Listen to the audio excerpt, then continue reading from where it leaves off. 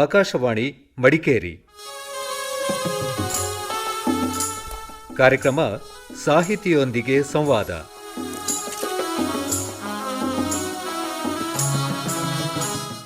ನಮ್ಮ ಎಲ್ಲ ಕೇಳುಗರಿಗೆ ಇಂದಿನ ಸಾಹಿತಿಯೊಂದಿಗೆ ಸಂವಾದ ಕಾರ್ಯಕ್ರಮಕ್ಕೆ ಆತ್ಮೀಯ ಸ್ವಾಗತ. ಇಂದಿನ ಕಾರ್ಯಕ್ರಮದಲ್ಲಿ ಫ್ಯಾನ್ಸಿ ಮುತ್ತಣ್ಣ ಅವರೊಂದಿಗೆ ಮಾತನಾಡೋಣ.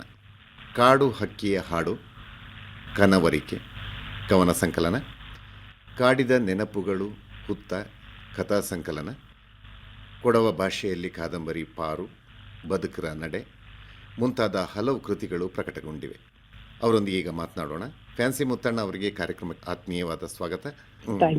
ಹೇಳಿ ಫ್ಯಾನ್ಸಿ ಮುತ್ತಣ್ಣ ಅವರೇ, ನಿಮ್ಮ ಬಾಲ್ಯ, ವಿದ್ಯಾಭ್ಯಾಸ, ಬರಹ, ಕೃತಿಗಳು, ಕವನ ಸಂಕಲನಗಳು, ಸಿಕ್ಕ ಪ್ರಶಸ್ತಿ, ಗೌರವಗಳ ಬಗ್ಗೆ. ಪೊನ್ನಂಪೇಟ್ ನಾನು ಹುಟ್ಟಿದ ಊರು. ನಾನು ಕೊಳ್ಳಿಮಾಡ ಗಪ್ಪು ಗಣಪತಿ ಲಲಿತಾ ದಂಪತಿಗಳ ಮಗಳು. ನನ್ನ ಪಪ್ಪ ಒಂದು ಬಟ್ಟೆ ಶಾಪ್, ಟೈಲರಿಂಗ್, ಹೆಮ್ಮೆಯಿಂದ ಹೇಳ್ತಾ ಇದ್ವಿ ಸರ್. ಟೈಲರಿಂಗ್ ಮಾಡ್ತಾ ನಮ್ಮನ್ನೆಲ್ಲ ಸಾಕಿ ಸಲಹಿ, ಒಳ್ಳೆ ರೀತಿಯಲ್ಲಿ ಸಾಕಿ ಸಲಹಿ ಒಂದು ಒಳ್ಳೆ ಜೀವನ ಕೊಟ್ಟಿದ್ದಾರೆ. ನಾನು ಈ ಬರಹ ಅಂತ ಹೇಳೋದು ಸರ್, ನಾನು ಹಾಗಾಗಿ ನಾವು ಕುಶಾನಗರದಲ್ಲಿ ಇರೋದು ಸರ್. ನನ್ನ ಬಾಲ್ಯ ಅಂತ ಹೇಳಿದ್ರೆ ಪೊನ್ನಂಪೇಟ್ GMP ಸ್ಕೂಲಲ್ಲಿ, ಮಿಡ್ಲ್ ಸ್ಕೂಲಲ್ಲಿ ಓದಿದೆ. ಹಾಗೇನೆ PUC ವರೆಗೆ ಪೊನ್ನಂಪೇಟ್ ಸ್ಕೂಲಲ್ಲೇ ಓದಿದ್ದು. ಅಲ್ಲಿಂದ ನಾನು ಒಂದು ವರ್ಷ ಮೈಸೂರು ಓದ್ತಾ ಇದ್ದಾಗ ನನ್ನ ಮದುವೆ ಆಯ್ತು. ಬಾಲ್ಯ ಅಂತ ಹೇಳಲಿಕ್ಕೆ ಬಂದ್ರೆ ಸರ್, ಆಗ್ಲೂ ಸ್ವಲ್ಪ ಏನ್ ಹೇಳೋದು, ನಾನು ಸಣ್ಣ ವಯಸ್ಸಿಂದ ತುಂಬಾ ಓದೋದು, ಪುಸ್ತಕ ಎಷ್ಟು ನನ್ನ ಮನೆ ಮುಂದೆನೆ ಒಂದು ಲೈಬ್ರರಿ ಇತ್ತು. ಹಾಗಾಗಿ ಒಂದು ಪುಸ್ತಕವನ್ನ ಬಿಡದೆ ಓದಿದ್ದೀನಿ ಸರ್. ನಾನು ಹೆಮ್ಮೆಯಿಂದ ಹೇಳ್ತೀನಿ. ಎಲ್ಲ ಕಾದಂಬರಿಗಳಾಗ್ಲಿ ತುಂಬಾ ಓದೋ ಇಂಟ್ರೆಸ್ಟ್ ಇತ್ತು ಸರ್ ನನಗೆ. ಬಾಲ್ಯ ಅಂತ ಬೇರೆ ಹೇಳೋದು ಎಲ್ಲ ಸ್ಪೋರ್ಟ್ಸ್ ಅಲ್ಲಿ ಆಗ್ಲಿ, ಡಾನ್ಸ್ಗಳಾಗ್ಲಿ ಎಲ್ಲದಲ್ಲೂ ಕಾಂಪೀಟ್ ಮಾಡ್ತಾ ಇದ್ದೆ. ಸ್ವಲ್ಪ ಚುಟಿಯಾಗಿದ್ದೆ ಅಂತ ನಾನು ಹೇಳ್ಕೊಳ್ಲಿಕ್ಕೆ ಇಷ್ಟಪಡ್ತೀನಿ ಸರ್.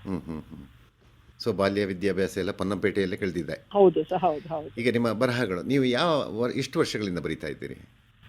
ನನ್ನ ಮಟ್ಟಿಗೆ ಒಂದು 18 ವರ್ಷದ ಹತ್ರ ಆಯ್ತು ನಾನು ಬರವಣಿಗೆಗೆ ತೊಡಗಿಸ್ಕೊಂಡು. ಒಂದು 15 ವರ್ಷ ಆಗಿದೆ ನನ್ನ ಫಸ್ಟ್ ಪುಸ್ತಕ ರಿಲೀಸ್ ಆಗಿ. ಕಾಡು ಹಕ್ಕಿ ಹಾಡು ಮತ್ತೆ ಕಾಡಿದ ನೆನಪುಗಳು ಪುಸ್ತಕ ಬಿಡುಗಡೆ ಮಾಡ್ಕೊಂಡು. ಬಟ್ ಬರಿತಾ ಇದೆ ಅಂತಂದ್ರೆ ನನ್ನ ಪಾಡಿಗೆ ನಾನು ಹಾಗೆ ಅಂತ ಪೇಪರ್ಗೆಲ್ಲ ಹಾಕಿ ಸ್ಟಾರ್ಟ್ ಮಾಡಿರ್ಲಿಲ್ಲ.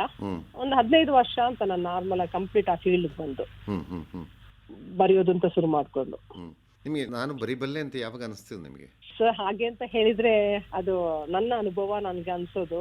ನಾ ಹೇಳಿದ್ನಲ್ಲ, ನಾನು ತುಂಬಾ ಸಣ್ಣ ವಯಸ್ಸಿಂದ ತುಂಬಾ ಪುಸ್ತಕವನ್ನ ಓದ್ತಾ ಇದ್ದವಳು. ತುಂಬಾನೇ ಪುಸ್ತಕ ಗೀಳಿತ್ತು ನನ್ಗೆ.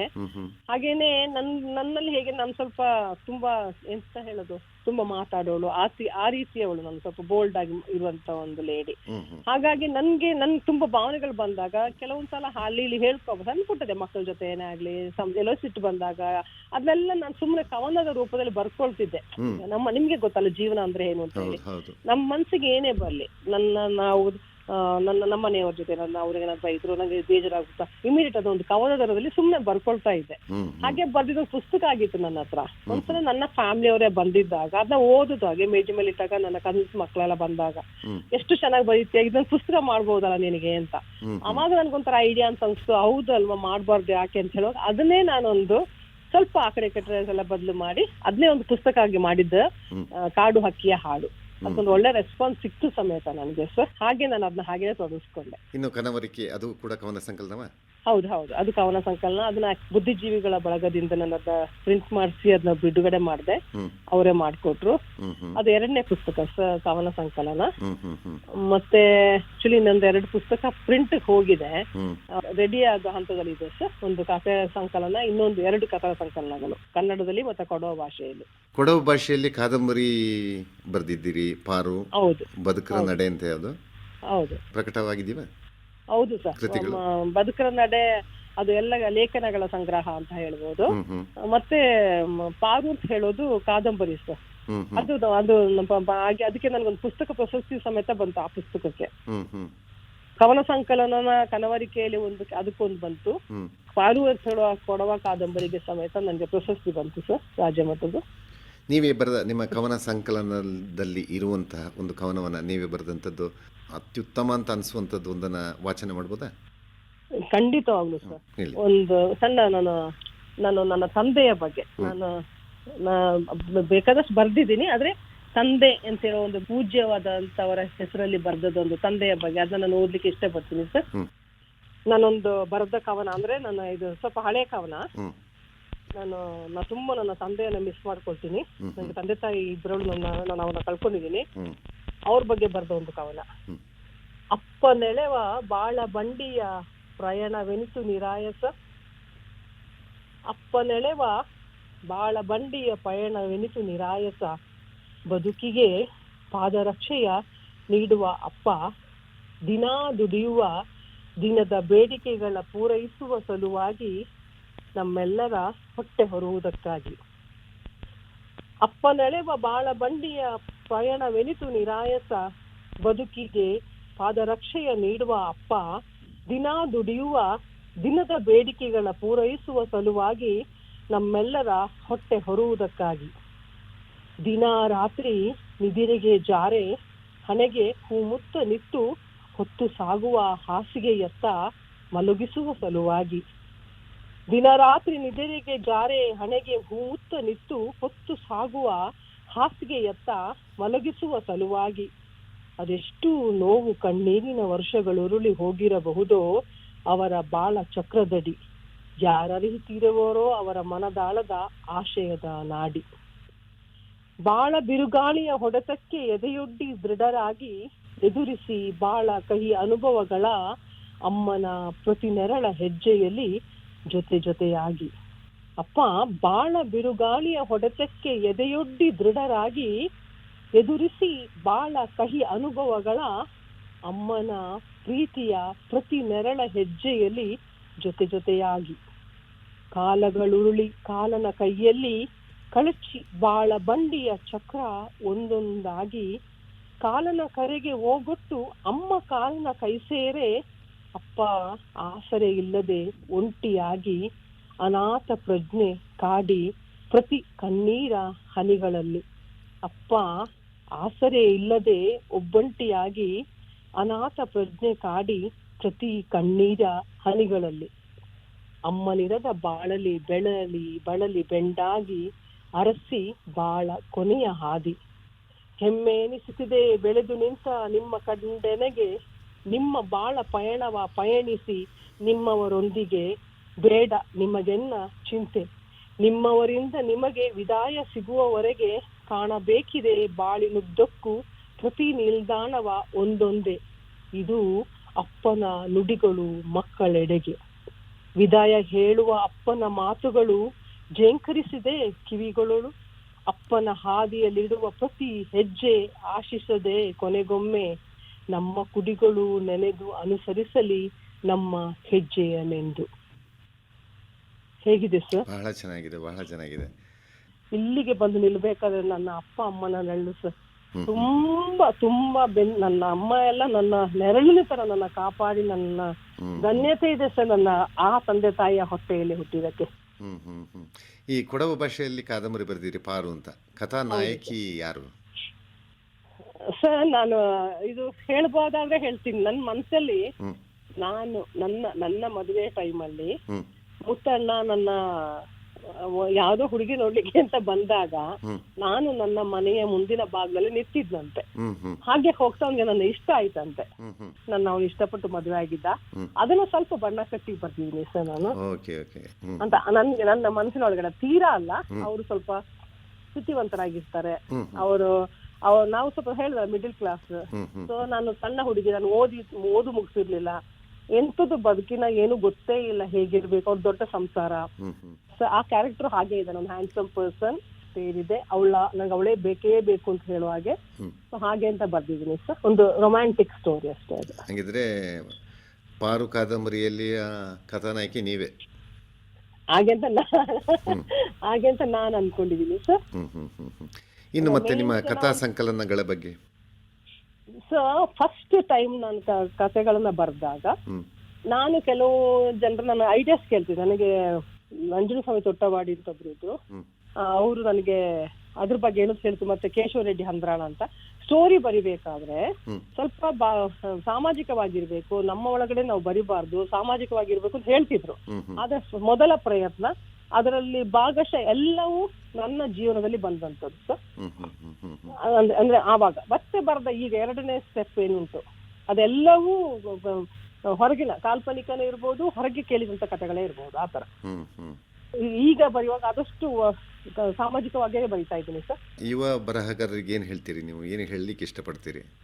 ನಾನು ಏನ್ ಹೇಳ್ತೀನಿ ಅಂತಂದ್ರೆ, ಖಂಡಿತವಾಗ್ಲೂ ಸರ್ ಬರವಣಿಗೆ ಅಂತ ಹೇಳೋದು ಬರವಣಿಗೆ ಮಾತ್ರ ಅಲ್ಲ ಸರ್, ಯಾವುದೇ ಒಂದು ಕಲೆ ಮನುಷ್ಯನ ನಮ್ಮ ಒಳಗಡೆ ಇದ್ದಾಗ ಅದು ನಮ್ಗೆ ದೇವ್ರು ಕೊಟ್ಟಂತ ಒಂದು ವರ ಸರ್. ಯಾರಲ್ಲಿ ಈ ಬರೆಯುವಂತ ಶಕ್ತಿ ಇದೆಯೋ ಅವ್ರು ಖಂಡಿತವಾಗ್ಲೂ ಅದು ಉಳಿಸ್ಕೋಬೇಕು, ಬರಿಬೇಕು, ಸಮಾಜಕ್ಕೆ ಒಂದು ಒಳ್ಳೆ ಮೆಸೇಜ್ ಅನ್ನ ಕೊಡ್ಬೇಕಾದ್ರೆ ಖಂಡಿತವಾಗ್ಲೂ ಬರಹ ಅಂತ ಹೇಳೋದು ತುಂಬಾ ಹೆಲ್ಪ್ ಆಗುತ್ತೆ ಸರ್. ಆದ್ರೆ ವಿಷಾದ ಏನು ಅಂತಂದ್ರೆ ನಮ್ಮಲ್ಲಿ ಓದುಗರು ತುಂಬಾನೇ ಕಮ್ಮಿ, ತುಂಬಾ ಕಮ್ಮಿ ಸರ್. ನನ್ ಮಟ್ಟಿಗೆ ಓದಿದ್ರೆ ನಾವು ಎಷ್ಟೋ ವಿಚಾರಗಳನ್ನ ಒಬ್ಬರ ಜೊತೆ ಕೂತ್ಕೊಂಡು ಹೇಳಿಕ್ ಆಗಲ್ಲ ಸರ್. ಹೀಗ್ ಮಾಡಿ ಹಾಗ್ ಮಾಡೋಣ, ನಮ್ಗೆ ಹೇಳಿದ್ರೆ ಯಾರು ಕೇಳುವಂತ ಕಿವಿಗಳೇ ಇಲ್ಲ ಅಲ್ವಾ, ತಾಳ್ಮೆನೇ ಇಲ್ಲ ಈಗಿನ ಪರಿಸ್ಥಿತಿಯಲ್ಲಿ. ಹಾಗಿದ್ದಾಗ ಓದುವ ಒಂದು ಹವ್ಯಾಸ ಇದ್ರೆ ಅದು ಖಂಡಿತವಾಗ್ಲೂ ನಮ್ಗೇನೋ ಹೇಳಲಿಕ್ಕೆ ಬರ್ತಾ ಇದ್ದಾರೆ ಬರೆಯುವವರು, ಸಾಹಿತಿಗಳಾಗ್ಲಿ, ಬರವಣಿಗೆ ಬಗ್ಗೆ ಆಸಕ್ತಿ ಏನೋ ಬರ್ದಿದ್ದಾರೆ, ಅದ್ರಲ್ಲೇನೋ ತಿಳ್ಕೊಳ್ಳುವಂತ ವಿಚಾರಗಳು ಇದೆ ಅಂತ ಅನ್ಸುತ್ತೆ. ಸೊ ಓದುವಂತಹ ಹವ್ಯಾಸವನ್ನ ಈಗಿನ ಯುವಕರು ಬರೆಯೋರಿಗೆ ಯಾರಿಗೆ ಆದ್ರೆ ಅಳವಡಿಸ್ಕೊಳ್ಳೋದು ಒಳ್ಳೇದು ಅಂತ ಅನ್ಸುತ್ತೆ. ಈಗಿನ ಯುವ ಸಮೂಹ ಹೆಚ್ಚಿನದಾಗಿ ಸಾಮಾಜಿಕ ಜಾಲತಾಣದಲ್ಲಿ ಮುಳುಗಿ ಹೋಗಿರ್ತದೆ. ಈಗ ಬರವಣಿಗೆ ಅಥವಾ ಓದುವ ಹವ್ಯಾಸ ತೀರಾ ಕಡಿಮೆ ಅಂತಲೇ ಅನಿಸ್ಬೋದು ಅಲ್ವಾ? ಹೌದು ಹೌದು, ಖಂಡಿತವಾಗ್ಲು. ಹೆಚ್ಚಿನದಾಗಿ ವಿದ್ಯಾರ್ಥಿ ದೆಸೆಯಲ್ಲಿ ಅನಿವಾರ್ಯವಾಗಿ ಬರಿಬೇಕಾಗ್ತದೆ, ಓದಬೇಕಾಗ್ತದೆ. ಅದು ಬಿಟ್ಟರೆ ಬೇರೆ ಈ ಓದುವ ಹವ್ಯಾಸವೇ ಸ್ವಲ್ಪ ಕಡಿಮೆ ಆಗ್ಬಿಟ್ಟಿದೆ ಅಂತ ಅನ್ಸುತ್ತೆ. ತುಂಬಾ ಸರ್, ತುಂಬಾ. ಯಾಕೆಂತಂದ್ರೆ ಈಗ ಇನ್ನೊಂದು ಅದಕ್ಕೆ ಅಂತ ಕಾಣುತ್ತೆ, ಈಗ ಪರಿಷತ್ಗಳಿರ್ಲಿ, ಯಾವ್ದು ಕನ್ನಡ ಸಾಹಿತ್ಯ ಪರಿಷತ್ ತುಂಬಾ ಪ್ರಯತ್ನ ಪಡ್ತಾ ಇದ್ದಾರೆ ಸರ್. ಹೇಗೆಂತಂದ್ರೆ ಶಾಲೆಗಳಲ್ಲಿ ಕಾರ್ಯಕ್ರಮಗಳನ್ನ ಕೊಡೋದು, ಇದ್ರ ಬಗ್ಗೆನೆ ಹೇಳೋದು ಎಲ್ಲ ಮಾಡ್ತಾ ಇದ್ದಾರೆ. ನಾವು ಇತ್ತೀಚೆಗೆ ಕನ್ನಡ ಸಾಹಿತ್ಯ ಪರಿಷತ್ನಲ್ಲಿ ಒಂದು ಕಾರ್ಯಕ್ರಮ ಕೊಟ್ವಿ ಮರ್ಕರದಲ್ಲಿ. ಮಕ್ಕಳಿಗೆ ಸಣ್ಣ ಕಥೆಯನ್ನ ಬರೆಯುವಂತ ಒಂದು ಒಂದು ಪ್ರೋಗ್ರಾಮ್ ಕೊಟ್ಟಿದ್ರು, ಒಂದು ಕಾಂಪಿಟೇಷನ್. ಸೊ ಅಲ್ಲಿ ಒಂದು 10-50ಕ್ಕೂ ಹೆಚ್ಚು ಮಕ್ಕಳು ಬಂದಿದ್ರು ಸರ್. ಅವಾಗ ನೋಡ್ರೆ ಅವರ ಇಂಟ್ರೆಸ್ಟ್, ಅವರು ಕೆಲವು ಮಕ್ಕಳೆಲ್ಲ ಕೂತು ಅಷ್ಟು ಬೇಗ ಫಿನಿಶ್ ಮಾಡಿದ್ರು. ಸೊ ಎಲ್ಲೋ ಮತ್ತೆ ಇದು ಮನುಷ್ಯನ ಮಕ್ಕಳು, ಈಗಿನ ಮಕ್ಕಳಿಗೆ, ಯುವಕರಿಗೆ ಅದು ಸ್ವಲ್ಪ ಬರ್ತಾ ಇದೆ ಅಂತ ಅನ್ಸುತ್ತೆ. ಅದಕ್ಕೆ ಎಲ್ಲ ನಿಟ್ಟಿನಲ್ಲಿ ಎಲ್ಲ ಪರಿಷತ್ತುಗಳು, ಎಲ್ಲ ಸಂಘಗಳು ಸಮೇತ ಅದಕ್ಕೆ ಪ್ರೋತ್ಸಾಹ ಕೊಟ್ರೆ ಖಂಡಿತ ಓದೋದು ಹವ್ಯಾಸ ಬರಬಹುದು ಮುಂದಕ್ಕೆ ಅಂತ ಅನ್ಸುತ್ತೆ. ಮಕ್ಕಳಲ್ಲಿ ಈ ಅಭ್ಯಾಸವನ್ನ ಬೆಳೆಸೋದಕ್ಕಾಗಿಯೇ ಕೆಲವು ಕಾರ್ಯಕ್ರಮಗಳನ್ನ ಹಮ್ಮಿಕೊಳ್ತಾ ಇದ್ದೀರಿ. ಖಂಡಿತವಾಗ್ಲು ಮಾಡ್ತಾ ಇದ್ದಾರೆ ಸರ್. ಕನ್ನಡ ಸಾಹಿತ್ಯ ಪರಿಷತ್ತಲ್ಲಿ ಮಾಡ್ತಾ ಇದ್ದಾರೆ. ಇವನು ನಾನು ಕಂಡಾಗೆ ಜಾನಪದ ಒಂದು ಒಳ್ಳೆ ಒಂದು ಟೀಮ್ ಇದೆ ಕನ್ನಡ ಸಾಹಿತ್ಯ ಜಾನಪದ ಪರಿಷತ್ತು ಮಡಿಕೇರಿಯ ಜಿಲ್ಲೆ. ಅವರು ಅಷ್ಟೇ ಮಕ್ಕಳಿಗೆ ಸೂಟ್ ಆಗುವಂತಹ ಹಾಡುಗಳಿರ್ಲಿ ಅಂತವೆಲ್ಲ ಕಾರ್ಯಕ್ರಮಗಳನ್ನ ಅವ್ರು ಹಮ್ಮಿಕೊಳ್ತಾರೆ. ನಮ್ಮ ಕನ್ನಡ ಸಾಹಿತ್ಯ ಪರಿಷತ್ತಲ್ಲಿ ಅಷ್ಟೇ ಶಾಲೆಗಳಲ್ಲಿ ಮಕ್ಕಳಿಗೆ ಅನುಕೂಲ ಆಗುವಂತಹ ಕಾರ್ಯಕ್ರಮಗಳನ್ನ ಅವ್ರು ಮಾಡ್ಕೊಳ್ತಾ ಇದ್ದಾರೆ ಸರ್ ಈಗ ಖಂಡಿತವಾಗ್ಲು. ಫ್ಯಾನ್ಸಿ ಮುತ್ತಣ್ಣ ಅವರೇ, ನಿಮಗೆ ಸಿಕ್ಕ ಪ್ರಶಸ್ತಿಗಳ ಬಗ್ಗೆ ಅಥವಾ? ಸರ್, ನಾನು ಹೇಳಲಿಕ್ಕೆ ಮುಂಚೆ ಒಂದು ಮಾತು ಹೇಳ್ತೀನಿ. ನಾವು ಇಷ್ಟು ಮುಂದೆ ಬರ್ಬೇಕಾದ್ರೆ ಅಷ್ಟು ಪ್ರಶಸ್ತಿಗಳಾಗ್ಲಿ ಸನ್ಮಾನಗಳಾಗ್ಲಿ ನಾವು ಬಾಚ್ಕೊಳ್ಬೇಕಾದ್ರೆ ಅದಕ್ಕೆ ಎಲ್ಲದಕ್ಕೂ ಎಲ್ಲರ ಸಪೋರ್ಟ್ ಕಾರಣ ಸರ್. ನಮ್ಮೊಬ್ಬರಿಂದ ಸಾಧ್ಯ ಇಲ್ಲ. ಫಸ್ಟ್ ಹೇಳ್ತೀನಿ, ನನ್ನ ಎಲ್ಲ ಬರವಣಿಗೆ ಆಗ್ಲಿ ಎಲ್ಲದಕ್ಕೂ ನನಗೆ ತುಂಬಾ ಸಹಕಾರ ಕೊಡ್ತಾ ಇರೋದು ನನ್ನ ಪತಿ. ತುಂಬಾ ಅಂದ್ರೆ ತುಂಬಾ ಸಪೋರ್ಟ್ ಮಾಡ್ತಾರೆ ನನಗೆ, ನಮ್ಮ ಸಂಸಾರ. ಒಂದು. ಎರಡನೇ ಸರ್, ನಾನು ಫಸ್ಟ್ ಬರೆದ ಒಂದು ಕವನವನ್ನ ಶಕ್ತಿ ದಿನ ಪತ್ರಿಕೆಗೆ ಹಾಕಿದ್ದೆ. ಫಸ್ಟ್ ಸುಮ್ಮನೆ ಬರ್ದಿದ್ದ ಕಳಿಸಿದ್ದು. ಫಸ್ಟ್ ಟೈಮ್ ಕಳಿಸಿದಾಗ ನನಗೆ ಅದಕ್ಕೆ ಪ್ರಥಮ ಬಹುಮಾನ ಬಂತು. ಅಲ್ಲಿಂದ ಕಂಟಿನ್ಯೂಸ್ ಆಗಿ ನಾನು ಸ್ಟೋರಿಗಳನ್ನ ಕಳಿಸ್ತಾ ಇದ್ದೆ. ಎಲ್ಲ ಕಾಂಪಿಟಿಷನ್ ನನಗೆ ಒಂದು 3 ವರ್ಷ ಕಂಟಿನ್ಯೂಸ್ ಆಗಿ ನನಗೆ ಫಸ್ಟ್ ಪ್ಲೇಸಸ್ ಬಂತು, ಕಥೆಗಾಗ್ಲಿ ಕವನಗಳಿಗಾಗ್ಲಿ. ನನ್ನ ಬರವಣಿಗೆಗೆ ತುಂಬಾ ಹೆಚ್ಚಿನ ಸಪೋರ್ಟ್ ನನಗೆ ಸಿಕ್ತಿದ್ದು ಮಡಿಕೇರಿಯ ಶಕ್ತಿ ಪ್ರಿಂಟರ್ಸ್ ಅಂತ ಹೇಳಿಕೆ ಹೆಮ್ಮೆ ಪಡ್ತೀನಿ. ಹಾಗೆಯೇ ಕೊಡಗಿನ ಹೆಸರಾಂತ ಒಂದು ಪತ್ರಿಕೆಗಳೆರಡಿದೆ. ಒಂದು ಬ್ರಹ್ಮಗಿರಿ ಪತ್ರಿಕೆ, ಹಾಗೆ ಪೂಮಾಲೆ ಪತ್ರಿಕೆ ಒಂದು. ಅವರು ನನಗೆ ಎಷ್ಟು ಸಪೋರ್ಟ್ ಮಾಡಿದ್ದಾರೆ ಅಂತಂದ್ರೆ ಸರ್, ನಾನು ಕಳಿಸಿದಂತ ಕಥೆಗಳನ್ನ ಪಾರು ಪುಸ್ತಕ ಧಾರಾವಾಹಿ ಆಗಿ ಬ್ರಹ್ಮಗಿರಿಯಲ್ಲಿ ಅವರು ಹಾಕ್ತಾ ಇದ್ರು. ಅದೆಲ್ಲ ಕೊಡಗಿಗೆ ತಲುಪಿ ನನ್ಗೊಂದು ಒಳ್ಳೆ ಹೆಸರು ತಂದ್ಕೊಟ್ಟು, ನಾನು ಬರ್ದಂತ ಪ್ರತಿ ಕವನಗಳನ್ನ ಏನೇ ಕಳಿಸಿದ್ರು ಸಮೇತ ಪೂಮಾಲೆಯಲ್ಲಿ ಹಾಕಿ ಅದು ಸಮೇತ ಇವತ್ತಿಗೂ ಅದು ನನ್ನ ಎಲ್ಲ ಊರಿಗೂ ತಲುಪ್ತಾ ಇದೆ. ಕೊಡಗಲ್ಲಿ ಎಲ್ಲೂ ತಲುಪಿ ಹಂಚಿಟ್ರ ಫ್ಯಾನ್ಸಿ ಮುತ್ತ ಯಾರು ಕಂಡ್ರು ಸ್ವಲ್ಪ ನನ್ನ ಗುರುತಿಸುವ ಮಟ್ಟಿಗೆ ಇವ್ರು ತಂದಿದ್ದಾರೆ. ಮಂಡ್ಯದ ಅಡ್ವೈಸರ್ ಪೇಪರ್ ಆಗ್ಲಿ, ಮತ್ತೆ ವಿಜಯ ಕರ್ನಾಟಕ, ಎಲ್ಲದ್ರ ನನಗೆ ನಾನು ಅವ್ರಿಗೆಲ್ರಿಗೂ ಧನ್ಯವಾದ ಹೇಳ್ತೀನಿ ಸರ್. ಇಷ್ಟು ಬರ್ಬೇಕಾದ್ರೆ ಅವರ ಸಪೋರ್ಟ್ ಅಂತ ತುಂಬಾ ಹೆಮ್ಮೆ ಅಂತ ಅನ್ಸುತ್ತೆ ಸರ್ ನನಗೆ. ಅವರೆಲ್ಲ ಸಪೋರ್ಟ್ ಇಲ್ಲದ್ರೆ ನಮ್ಗೆ ಏನು ಮಾಡ್ಲಿಕ್ಕೆ ಆಗಲ್ಲ. ಎಲ್ಲದಕ್ಕಿಂತ ಹೆಚ್ಚಾಗಿ ಸರ್ ನಾನು ಇವತ್ತು ಹಿಂಗ್ ಗುರ್ತಿಸ್ಕೊಳ್ತೀನಿ ಅಂತ ನನಗೆ ಪ್ರಶಸ್ತಿ ಬಗ್ಗೆ ನಾ ಹೇಳುವಾಗ ನನಗೆ ಈ ಪ್ರಶಸ್ತಿಗಿಂತ ಯಾವ ಪ್ರಶಸ್ತಿ ದೊಡ್ಡದು ಅಂತ. ನಾನು ಓದಿದ್ದು ಪೊನ್ನಂಪೇಟೆ ಅಂತ ಹೇಳಿದ್ನಲ್ಲ, ಒಂದ್ ದಿವಸ ನನಗೆ ಒಂದು ಫೋನ್ ಬರುತ್ತೆ. ಅವಾಗ ಅಲ್ಲಿ ಮಾತಾಡಿ ನಮ್ಮ ಭಾಷೆಲಿ ಕೇಳ್ತಾರೆ, ನಾನು ಅಂತ ಗೊತ್ತಾಚ ನೀಕು ಅಂತ ಕೇಳ್ತಾರೆ. ನಾಡ ವಾಯ್ಸ್ ನೀಗ್ ಗೊತ್ತಾಯ್ನುಂಡ ಅಂತ. ನನ್ಗೆ ಗೊತ್ತಾಗಲ್ಲ. ನಾ ಹೇಳ್ತೀನಿ ಗೊತ್ತಾಯ್ತಲ್ಲ ಯಾಕ ಅದು ಅರ್ಥ ಹಾಕೊಂಡ. ಆಗ ಅವ್ರು ಹೇಳ್ತಾರೆ, ನಾನಮ್ಮ ಶಾಂತಕುಮಾರಿ ಟೀಚರ್ ಅಂತ, ಮೂಕಳರ ಶಾಂತಕುಮಾರಿ ಕುಶಲಪ್ಪ ಅಂತ ಹೇಳಿ ಪೊನ್ನಪೇಟ್ ನನ್ಗೆ 5ನೇ 6ನೇ ಕ್ಲಾಸ್ ಅಲ್ಲಿ ನನ್ಗೆ ಟೀಚರ್ ಆಗಿದ್ದು ಸರ್.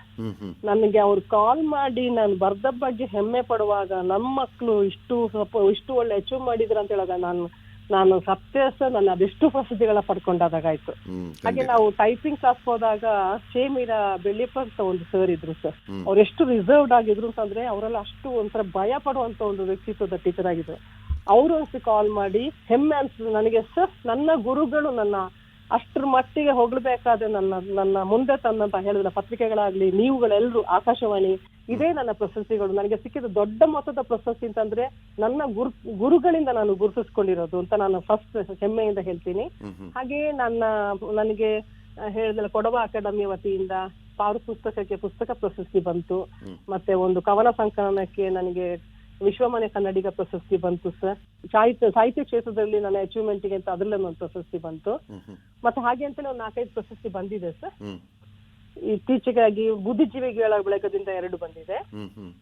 ಬಾಕಿ ಸನ್ಮಾನಗಳಲ್ಲಿ ಇಲ್ಲಿಂದ ಆಗಿದೆ ಸರ್. ಮಕ್ಕಳ ಸಾಹಿತ್ಯಕ್ಕೆ ನನ್ನಿಂದ ಏನಾದ್ರು ಹೆಲ್ಪ್ ಅಂತ ಮಾಡ್ಬೇಕು ಅಂತ ಮನ್ಸಲ್ಲಿದ್ರು, ಅದು ಹೇಗೆ ಮುಂದಕ್ಕೆ ಹೆಜ್ಜೆ ಇಡ್ಬೇಕು ಅಂತ ಗೊತ್ತಾಗ್ತಾ ಇಲ್ಲ. ಈಗಾಗಲೇ ಹೇಳಿದ್ರಿ ನೀವು ಇಲ್ಲಿ ಹಲವು ಸಂಘ ಸಂಸ್ಥೆಗಳಲ್ಲಿ ಸೇರಿಕೊಂಡು ಈ ಕಾರ್ಯಕ್ರಮಗಳನ್ನೆಲ್ಲ ಮಾಡ್ತೀರಿ ಅಂತ.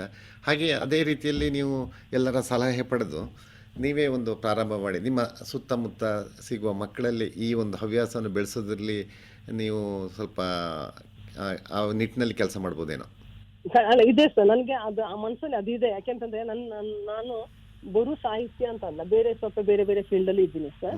ಹಾಗಾಗಿ ನನ್ನ ನೆರೆಹೊರೆ ಮಕ್ಕಳಿಗೆಲ್ಲ ಅದ್ರ ಬಗ್ಗೆ ಹೇಳ್ಕೊಡೋದು. ನನ್ನ ನೇಬರ್ಸ್ ಮಕ್ಕಳು ಅವ್ರಿಗೆ ಶಾಲೆಯಲ್ಲಿ ಏನಾದ್ರು ಬರಿಬೇಕಾದ್ರೆ ಅದ್ರ ಬಗ್ಗೆ ಹೆಲ್ಪ್ ಕೇಳ್ತಾರೆ ಮಕ್ಕಳು. ನಾನು ಅವ್ರಿಗೆಲ್ಲ ಆ ಥರದಲ್ಲೇ ಹೆಲ್ಪ್ ಮಾಡ್ತೀನಿ. ಬಟ್ ನೀವು ಹೇಳಿದಾಗ ಸ್ವಲ್ಪ ದೊಡ್ಡ ಸ್ತರದಲ್ಲಿ ಹೋಗ್ಬೇಕಾದ್ರೆ ನೀವು ಹೇಳಿದ ನಾನು ಅದು ತಗೊಳ್ತೀನಿ ಸರ್, ನನ್ನ ಸಲಹೆಯನ್ನು. ನಾನು ಹೇಳಿದಲ್ಲ, ನಾನು ಸಕ್ರಿಯವಾಗಿ ಕನ್ನಡ ಸಾಹಿತ್ಯ ಪರಿಷತ್ತಲ್ಲಿ ನಾನು ತೊಡಗಿಸ್ಕೊಂಡಿದ್ದೀನಿ. ಮತ್ತೆ ಜಿಲ್ಲಾದ ಜಾನಪದ ಪರಿಷತ್ ಒಳಗಡೆ ಇದ್ದೀನಿ ಸರ್. ಅದರಲ್ಲಿ ಸ್ವಲ್ಪ ಯಾವುದೇ ಕಾರ್ಯಕ್ರಮ ಸ್ವಲ್ಪ ನಾನು ಇದು ಮಾಡ್ಕೊಳ್ತೀನಿ, ಓಡಾಡ್ತೀನಿ. ಇತ್ತೀಚೆಗೆ ಜಾನಪದ ಪರಿಷತ್ ವತಿಯಿಂದ ನೀವು ಚುಂಚನಕಟ್ಟೆಗೆ ಒಂದು ಪ್ರವಾಸ ಹೋಗಿದ್ರಿ ಅಂತ ಹೌದು, ಕೇಳಲ್ಪಟ್ಟಿದೆ. ಖಂಡಿತವಾಗಿ. ಅಲ್ಲಿ ಏನು ನಿಮಗೆ ಅಲ್ಲಿ ಹೋಗಿದ್ದು ಏನು ಅನುಕೂಲ ಆಯ್ತು ಅನಿಸ್ತದೆ ಸರ್? ಅಲ್ಲೊಂದು ಟೆಂಪಲ್ ಅಲ್ಲಿ ನಾವು ಅದೊಂದು ಆಂಜನೇಯ ಟೆಂಪಲ್ ಹೋಗ್ತೀವಿ. ಅಲ್ಲಿಯ ಒಂದು ಸ್ಪೆಷಾಲಿಟಿ ಬಗ್ಗೆ ಅಲ್ಲಿಗೊಬ್ರು ಭಟ್ರು ನಮ್ಗೆ ಎಕ್ಸ್ಪ್ಲೇನ್ ಮಾಡಿ ಕೊಟ್ರು. ಮತ್ತೆ ನಾವು ತುಂಬಾ ಅದ್ಭುತವಾದ ತುಂಬಾ ಚಂದದ ಜಾಗ ಸಮೇತ ಅದರ ಬಗ್ಗೆ ಅವರೆಲ್ಲ ಹೇಳಿಕೊಟ್ರು. ಅದನ್ನ ನಾವು ತಿಳ್ಕೊಂಡು ಬಂದಿದೀವಿ ಸರ್. ತುಂಬಾ ಸುಂದರವಾದ ತಾಣ. ಮನ್ಸಿಗೆ ಒಂಥರ ಒಂದು ಟೆಂಪಲ್ ತಂದಾಗ ಮನ್ಸಿಗೆ ಒಂಥರ ಮುದ ಕೊಡುವಂತ ಜಾಗ ಅಂತ ಅನಿಸ್ತದೆ. ಪರಿಸರವು ಹಾಗೆ ಇದೆ ಅನಿಸ್ತದೆ. ತುಂಬಾ ಚೆನ್ನಾಗಿದೆ ಸರ್, ತುಂಬಾ ಚೆನ್ನಾಗಿದೆ. ಇನ್ನು ಮುಂದಿನ ಯೋಜನೆಗಳೇನಾದ್ರೂ ಇದೆಯಾ? ನಾ ಹೇಳ್ದಲ್ಲ ಸರ್, ನಂದು 2 ಪುಸ್ತಕಗಳು ಪ್ರಿಂಟ್ ಹೋಗಿದೆ. ಅದೊಂದು ಮೈಂಡ್ ಅಲ್ಲಿ ಇದೆ. ಮತ್ತೆ ಆದಷ್ಟು ಅದೇ ಬರವಣಿಗೆಯಲ್ಲಿ ತೋರಿಸ್ಕೊಳ್ಳೋದು ಈ 2 ಕ್ಷೇತ್ರದಲ್ಲಿ, ಯಾವುದು ಜಾನಪದ ಮತ್ತೆ ಕನ್ನಡ ಸಾಹಿತ್ಯ ಪರಿಷತ್ತಲ್ಲಿ ಅಲ್ಲಿ ನನ್ನ ಕೈಲಿ ಎಷ್ಟು ಸೇವೆಯನ್ನು ಮಾಡ್ಲಿಕ್ಕೆ ಆಗುತ್ತಾ ನಾನು ಮಾಡ್ತೀನಿ ಸರ್. ಯಾವ 2 ಪುಸ್ತಕಗಳು ಮುದ್ರಣಕ್ಕೆ ಹೋಗಿವೆ? ಇನ್ನೊಂದು ಪಕ್ಷಿಗೂಡು ಅಂತ ಹೇಳಿ ನಾನು ಪ್ರಿಂಟ್ ಕೊಟ್ಟಿದ್ದೀನಿ. ಅದಿನ್ನ ರೆಡಿ ಆಗಿದ್ದೆ. ಅದನ್ನ ನಿಮ್ಗೆ ಆಕ್ಚುಲಿ ಕೊಡುವ ಸಾಹಿತ್ಯ ಅಕಾಡೆಮಿ ಮಾಡ್ಕೊಡ್ತೀನಿ ಅಂತ ಹೇಳಿದ್ರು. ಅದನ್ನ ಆಗಿಲ್ಲ ಇನ್ನೊಂದು. ಮತ್ತೆ ಇನ್ನೊಂದು ಪುಸ್ತಕ ಕನ್ನಡ ಕಥೆಗಳ ಸಂಕಲನ ಕೊಟ್ಟಿದ್ದು, ಅದಿನ್ನ ಆಗಿಲ್ಲ. ಅದಕ್ಕೆ ಹೆಸರು ಕೊಡ್ಬೇಕು. 2ನೇದು ಒಂದು ಲೇಖನಗಳ ಸಂಗ್ರಹವನ್ನು ಬರ್ದಿಟ್ಟಿದೆ, ಅದೊಂದು ಪ್ರಿಂಟ್ ಹೋಗ್ಬೇಕು ಸರ್. ಓಕೆ ಫ್ಯಾನ್ಸಿ ಮುತ್ತಣ್ಣವರೇ, ಇದುವರೆಗೆ ನಮ್ಮ ಇಂದಿನ ಸಾಹಿತಿಯೊಂದಿಗೆ ಸಂವಾದ ಕಾರ್ಯಕ್ರಮದಲ್ಲಿ ಪಾಲ್ಗೊಂಡ ತಮಗೆ ನಿಲಯದ ಪರವಾಗಿ ಧನ್ಯವಾದಗಳು. ಮತ್ತೊಮ್ಮೆ ಆಕಾಶವಾಣಿಗೆ ನಾನು ಧನ್ಯವಾದವನ್ನ ಹೇಳ್ತಾ, ತಮಗೂ ನನ್ನ ಮನಸ್ಸಿನಾಳದ ಧನ್ಯವಾದ ಹೇಳ್ತಾ, thank you sir, thank you so much. ನಮಸ್ಕಾರ. ನಮಸ್ತೆ ಸರ್.